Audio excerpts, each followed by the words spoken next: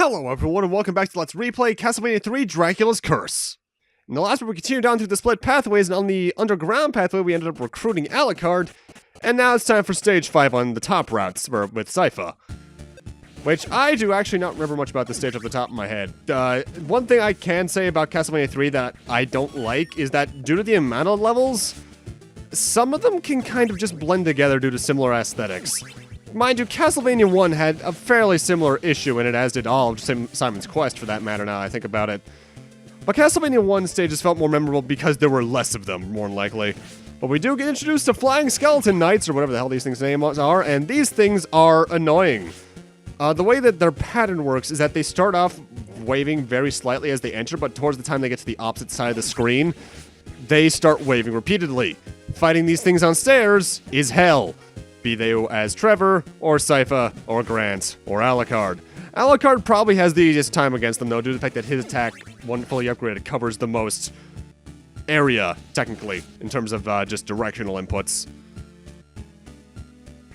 And speaking of Alucard, one thing that's very interesting to me, in terms of retconning, because a good amount of this game's story later got retconned, like how Dracula got his powers and such, is Alucard's backstory in particular. Here in the original, it's implied that he was born human, but when Dracula sold his soul to get his powers, he also sold the soul of his son, which is how he now has vampire abilities. But later Castlevania games would have it so that Alucard was born vampire, I believe.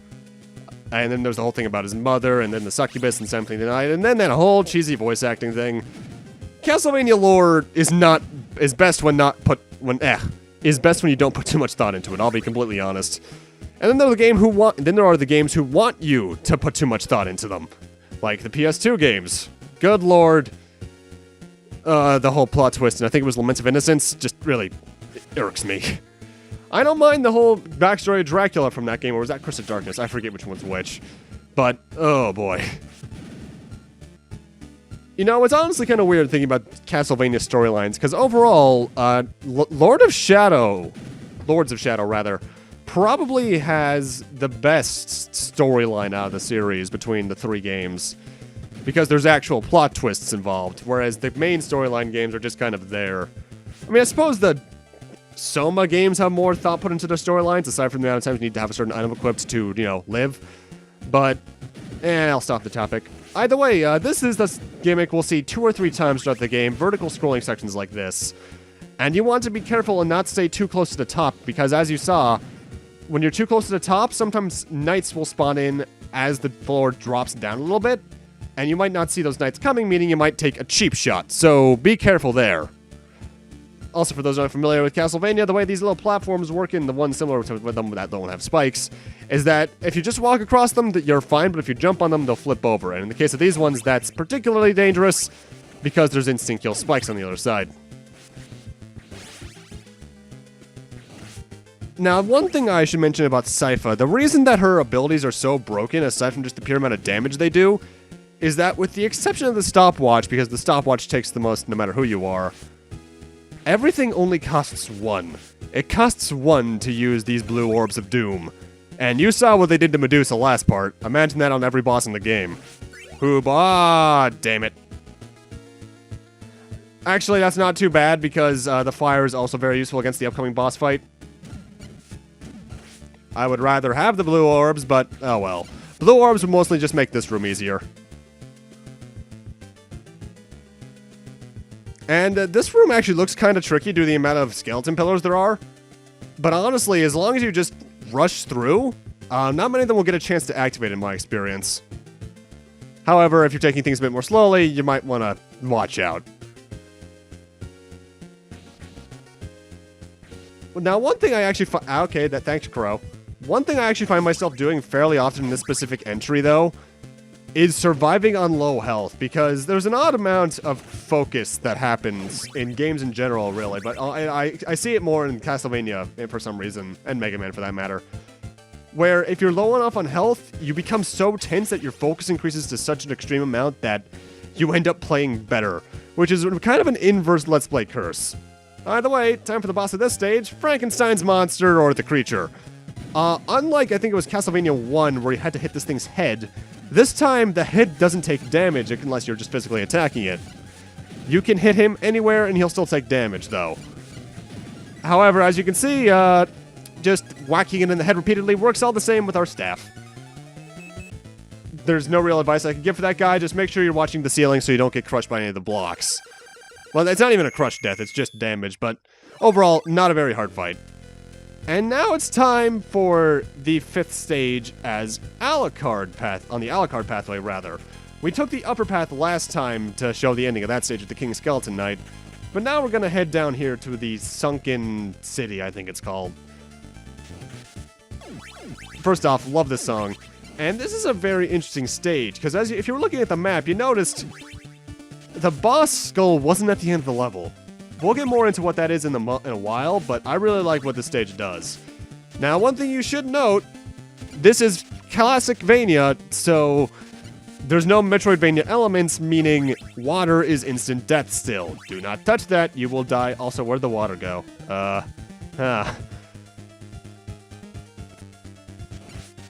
You know, that is actually something that I think about. It is in a lot of NES games. Aside from Mega Man, because Mega Man water stages or something else of their own right, is that usually water just serves as a bottomless pit anyway, which, I mean, makes sense on environmental variety, but at the same time, it almost gives you false hope that you can maybe swim. Though, mind you, nothing will ever beat me being surprised at being able to swim in Mega Man 8, because that blew my mind when I was a little kid. Same with actually figuring out I can swim with the wolf in Symphony of the Night. I didn't know I could do that for years.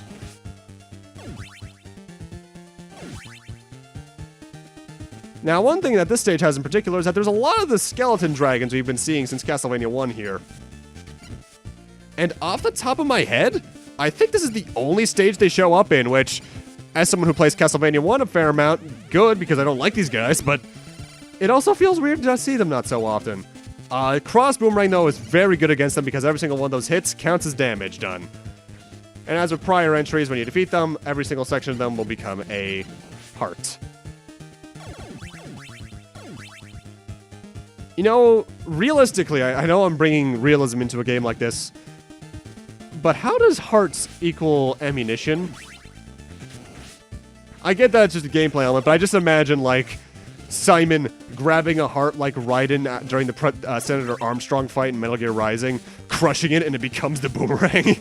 I don't know why, but that just makes me laugh. Mind you, a lot of things about Metal Gear Rising just make me laugh, and imagining a lot of the game, those cutscenes done in other games is just humorous to me.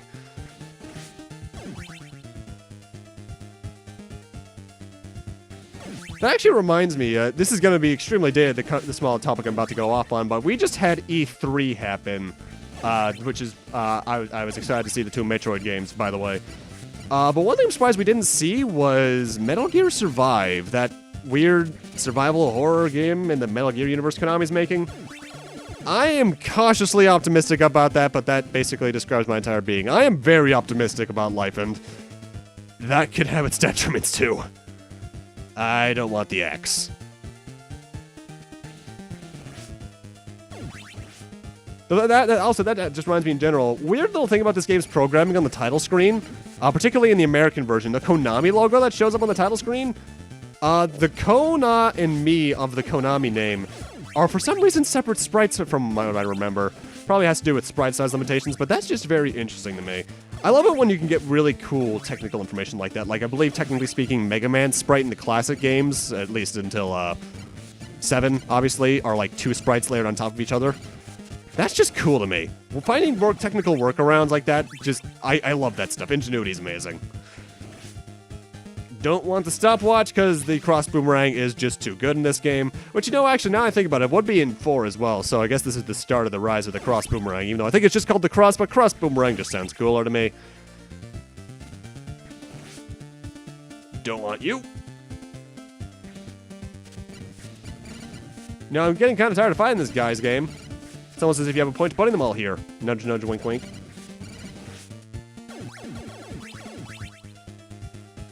Either way, this looks kind of boss arena-ish, doesn't it? It's because it is. Boss of this stage is the Skeleton Dragon King? I think this guy's name is? Bone Dragon King, there we go. And this fight's really easy as long as you don't get knocked into it like I did, because you can just do damage to him with the cross boomerang and just do a crap load. Axe is also pretty good for him. But as you notice, upon reaching 2 health points, he flees the battle and starts flooding the arena.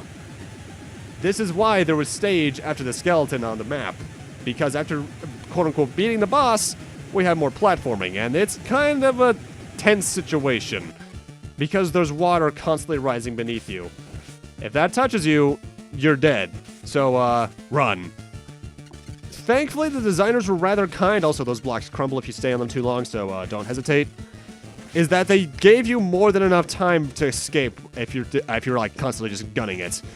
I think there's like wall meat to the right or something. I don't know. I always go for these stairs because the water scares me. Some people are hydrophobic in video games. Some blame Echo the Dolphin, which honestly, good reason to do so. But for me, this isn't too bad. However, if this was a crushing stage or spike stage, then I would be scared shitless because thanks to Mega Man, those are my 2 gaming phobias. Alucard's really good here though because you can just skip over so much of the stage. Like I said, I really like the bad form of Alucard, I just wish it took hearts at a lower rate. And now I get to fight him again, however, he keeps his health from the fight, so more than likely, 1 shot and he's down. Maybe 2 depending on what you're using. I like this idea. I wish more games did this. It's pretty cool. He doesn't get much of a chance to do anything, obviously, but, you know, cool all the same. And that's the first of the stage 6s done, I believe. Yeah, we have 2 more to go. I think stage 6 has the most variations out of everything in the game. Either way, now we're moving on to this next stage 6, which is the stage 6 you would have gotten for fighting the Skeleton Knight King last part. And this is not a very bad stage, but it's also technically the first stage we're playing where we're actually in Dracula's castle, where it is basically the deepest level basement. And it's this stage and the next stage I consider my absolute least favorites in the game. Less so this one. This one is just mostly due to correlation with the next stage. But yeah, also I should mention, the previous stage I just played leads to the stage after this one, so we're getting towards the end of the split pathways. And I should mention, as for how I'm finishing the game, because the split stage pathways end at stage 8, I am going to be playing along the stage routes that I used Sypha in. That's the ending I'm showing off, mainly. Because Castlevania 3, and I'll get into this again in the final part, has different endings depending on who your partner is. One for Trevor alone, one with Sypha, one with Grant, and one with Alucard. I'm showing off all 4, though I had to have someone else record the other 3, so because of that, they're using the NES dialogue, which is going to be a bit more grammatically incorrect and childlike, but the base premise is still all there. The main reason I'm also playing as Sypha is because if I believe that's technically the canon ending, well, the most canon ending. In canon, Trevor fought with all 3 of the partners at the same time. That's why they reference these 3 all at once in Castlevania Symphony of the Night during that boss fight in the alternate Coliseum. Not a fan of this musical track. It's a bit too repetitive, honestly. Also, weird little graphical detail that I always love about games is when things share color palettes. Those little platforms right there share color palettes with your main character. See how they just turned to Simon's colors? I love it when games do that because, again, it's just basically showing technical workarounds. It reminds me of Mega Man Extreme 2. How the... well, Extreme 1 and 2, technically, but more so Extreme 2. Where the boss doors shared the color palette of the character you were playing as.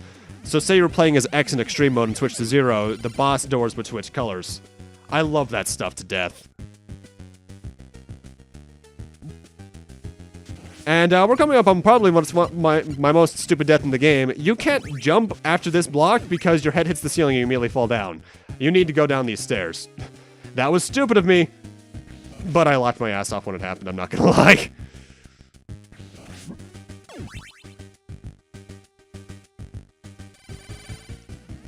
Honestly, when it comes to playing Castlevania 3, though, in terms of making your time easy on yourself, or at least easier, my best advice is take your time, but also don't take too much time, obviously, because of the timer. And plan your moves ahead of time, see how enemy patterns work out. Because, honestly, sometimes the best offense really is the best defense in a game like this, just sitting back and seeing how enemies work first, all that kind of jazz. Anyway, boss for this stage is Frankenstein's monster again. Yet again, different pathways means you might be, they had to reuse some boss fights just so you just fought them all. And you know what? I'm cool with that. I think the only boss you could theoretically miss, at least before this point, is the Bone Dragon King and the Skeleton King Knight. Or, sorry, Skeleton Knight King. With the cross boomerang, he's even easier because you saw how fast I wormed down his health there.